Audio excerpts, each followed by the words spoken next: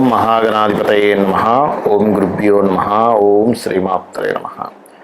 పరమేశ్వర స్వరూపమైనటువంటి జ్యోతిష, వాస్తు మరియు ఇతర అనేకమైనటువంటి శాస్త్రములను మనకు అందించినటువంటి మహర్షులకి నమస్కారం. హయగ్రీవ హయగ్రీవ హయగ్రీవేతి యోపదేత్తస్స నిస్సరతే వాణి జహ్నుకన్యా ప్రవాహవత్.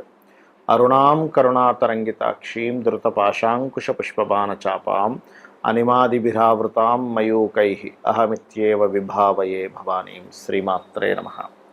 ప్రేక్షకులందరికీ కూడా ఆ యొక్క లలితా అమ్మవారి యొక్క అనుగ్రహం పరిపూర్ణంగా కలగాలని మనస్ఫూర్తిగా కోరుకుంటూ, ఇప్పుడు నేను చెప్పబోయేటువంటి టాపిక్ ఏదైతే ఉందో, చెప్తుంది నేనైనప్పటికీ కూడా చెప్పేస్తుంది సాక్షాత్ లలితా అమ్మవారిగా భావిస్తూ, ఈరోజు మనము ప్రతి లగ్నం వారు, లగ్నం తెలిసిన వారు లగ్నం నుంచి చూసుకోండి, లగ్నం తెలియనటువంటి వారు రాశి నుంచి చూసుకోండి.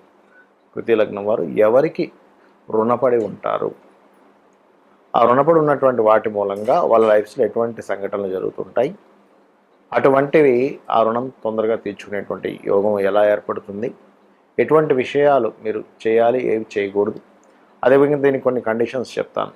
అది ఆఖరిలో మీరు వీడియో ఆఖరి వరకు చూస్తే కనుక కండిషన్స్ కూడా వస్తాయి.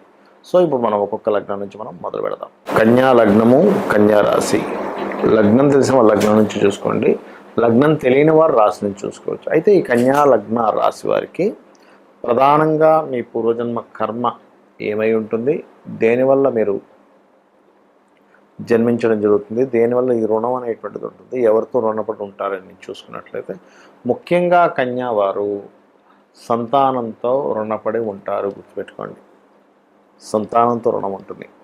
అదేవిధంగా వీళ్ళ లైఫ్ మొత్తం గమనించుకున్నట్లయితే ముఖ్యంగా మనీని ఎక్కువగా వీళ్ళు అక్కడ నుంచి తీసుకురావడం, దీన్ని మళ్ళీ రొటేషన్ చేయడం, మళ్ళీ ఇంకో దగ్గర తీసుకురావడం, ఇది లైఫ్లో చాలా మట్టుకు ఉంటుంది. గుర్తుపెట్టుకోండి, బికాజ్ ఆఫ్ రుణాన్ని తీర్చడం మళ్ళీ తీసుకోవడం, ఇది రెగ్యులర్గా ఉంటుంది. వీళ్ళకి రెగ్యులర్ వర్క్ అయిపోతుంది రుణ సంబంధించినటువంటి అంశం ఏదైతే ఉందో వీళ్ళకి. అదేవిధంగా వీళ్ళు వర్క్ రిలేటెడ్ సంబంధించినటువంటి విషయంలో గుర్తుపెట్టుకోండి, ఎనీ క్రియేటివ్ రిలేటెడ్ రుణం కూడా ఉంటుంది వీరికి. ఎందుకంటే పంచమ స్థానం కనెక్ట్ అయింది. పంచమ స్థానం అనేటువంటిది క్రియేటివ్, సంతానము, అదేవిధంగా కొంతవరకు స్నేహ సంబంధమైన రుణం కూడా ఉంటుంది. అంటే స్నేహితులతో తీర్చుకోవాల్సిన కొంత రుణం ఉంటుంది. అందుకే ఏంటంటే కొంచెం ఎక్కువ స్నేహాలు కూడా ఉంటాయి వీరికి. సో స్నేహ సంబంధించినటువంటిది, ఏదైనా ఒక ప్రాబ్లమ్ని క్లియర్ చేసేటువంటి రుణం కోసం కూడా వీళ్ళు పుడతారు. మీరు కన్యాలగ్నంలో ఎవరైనా ఒక పర్టికులర్ పర్పస్ ఏదైనా పెద్ద అంశం గురించి పుట్టారు అంటే, ఏదైనా ఒక పెద్ద ప్రాబ్లమ్ని క్లియర్ చేయడం కోసం కూడా పుడతారు వీళ్ళు. ఇది గుర్తుపెట్టుకోండి.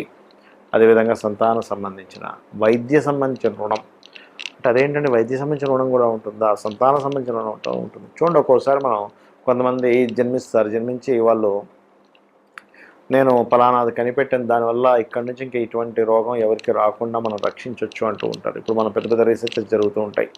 మన ఏదైనా ఒక అంటే గొప్ప రీసెర్చ్ చేసి ఒక వైద్య సంబంధించినటువంటి ఒకటి అందిస్తారు భూమి మీదకి వీళ్ళు, అంటే వీళ్ళ జనాల కోసం అని.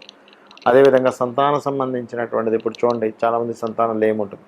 అప్పుడు అసలు ఏం చేస్తే వీళ్ళకి సంతానం కలుగుతుంది అనేది కూడా అందించేటువంటిది ఉంటారు. లేదా సంతానంతో ఒక లింక్ ఉంటుంది, వీళ్ళకి ఒక రుణం ఉంటుంది.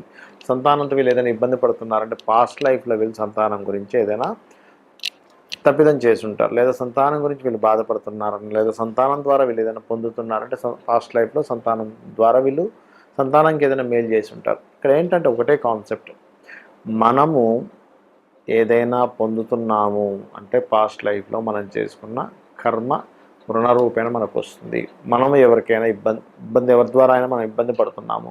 సింపుల్ ఎగ్జాంపుల్, ఈ జాతకమే ఇప్పుడు కన్యాలగ్నమే తీసుకుంటే సంతానం ద్వారా ఇబ్బంది పడే వాళ్ళు ఉంటారు కొంతమంది, లేదా సంతానం కోసం ఇబ్బంది పడే వాళ్ళు ఉంటారు, సంతానానికి ఏమి చేయలేకపోతున్నానని మనసులో బాధపడే వాళ్ళు ఉంటున్నారు. అంటే పాస్ట్ లైఫ్లో సంథింగ్ ఎవరైనా తల్లి పిల్లలు లేదా తండ్రి పిల్లల మధ్యన ఉండేటువంటి విషయంలో కూడా మీరు ఏదైనా డిస్టర్బ్ చేసి ఉంటారు అనే విషయాన్ని గుర్తుపెట్టుకుని, మరి దీన్ని ఎలాగ బయటపడాలి, దీని నుంచి ఈ రుణం నుంచి ఎలా బయటపడాలి?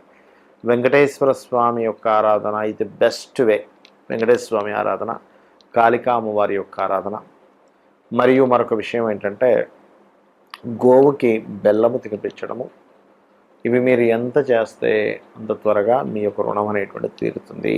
ఈ రుణం అనేటువంటిది ఇప్పటిదాకా మనం మాట్లాడుకున్నాం కదా, దీనికి మరి పరిహారాలు ఏ లగ్నం వారికైనా సరే గుర్తుపెట్టుకోండి, పరిహారం అనేటువంటిది ఏదైతే ఉందో అది మీరు పాయింట్ నెంబర్ 1 రెగ్యులర్గా చేసుకోవాలి. ఏదో ఒకసారి చేశానండి, ఒకసారి చేశాను నాకు తీరిపోదా అంటే తీరదు అది రుణం. ఎందుకంటే మీకు పూర్వజన్మల్లో చేసినటువంటి కర్మ మూలంగానే మీ చుట్టూనే బంధువర్గం రూపంలోని, ఫ్రెండ్స్ రూపంలోని, శిష్యుల రూపంలోని, గురువుల రూపంలోని, భార్య భర్త పిల్లలు, ఇంటి పక్కింటి వాళ్ళ రూపంలోని, ఎదురింటి వాళ్ళ రూపంలోని, మీ బాస్ రూపంలోని, మీ యొక్క కొలిక్ రూపంలోనే వస్తూ ఉంటుంది ఆ కర్మ అనేటువంటిది. వాళ్ళతో మీకు తెలియకుండా ఒక మిస్అండర్స్టాండింగో లేకపోతే గొడవ జరుగుతుంది అనుకోండి, అది మరింత పెంచుకోకండి. ఎందుకంటే ఆల్రెడీ మీ పాస్ట్ లైఫ్లో ఉన్నటువంటి కర్మ వల్ల ఇది జరిగింది, ఇందులో పుట్టారు, మళ్ళీ ఇంకా పెంచుకుంటున్నారనుకోండి అది మరలా ఇంకొక 10 జన్మలకి అది ఫాలో అవుతూ ఉంటుంది మీకు. అంటే ఇంకో 10 జన్మల వరకు మళ్ళీ మీరు దాని రుణం తీర్చుకునే పని మీద మళ్ళీ అక్కడ ఫైట్ చేసిన మళ్ళీ అలా ఏంటంటే ఒక్క దగ్గర కాకుండా, ఎందుకంటే దీనికే మనకి చూడండి, మనకి మహాభారతాలు లాంటి వాటిల్లో చూపిస్తూ ఉంటారు మనకి భీష్ముడి మీద కోపంతో నేను మళ్ళీ ఇంకో జన్మెత్తాలి, ఇంకో జన్మెత్తుతాడు. మనకు పురాణాల్లో చాలా వాటిల్లో చూపిస్తూ ఉంటారు. అంటే ఏంటి, జన్మలు ఉండేటువంటి కాన్సెప్ట్ సనాతన ధర్మంలో మన శాస్త్రాల్లో వేదాల్లో చెప్పబడింది. జన్మ అనేటువంటిది ఉంటుంది, మనకు భగవద్గీతలో కూడా చెప్పబడింది. మనం దేన్నైతే ఎక్కువగా థింక్ చేస్తుంటామో అది శత్రు రూపంలో కావచ్చు, మంచిది కావచ్చు, ఆ వ్యక్తికి ఆ జన్మ రావడం జరుగుతుంది. ఎక్కువ దేని థింక్ చేస్తాము, ఎక్కువ దేని గురించి ఆశపడుతూ ఉంటాము, ఎక్కువ దేని గురించి పోరాడుతుంటాము.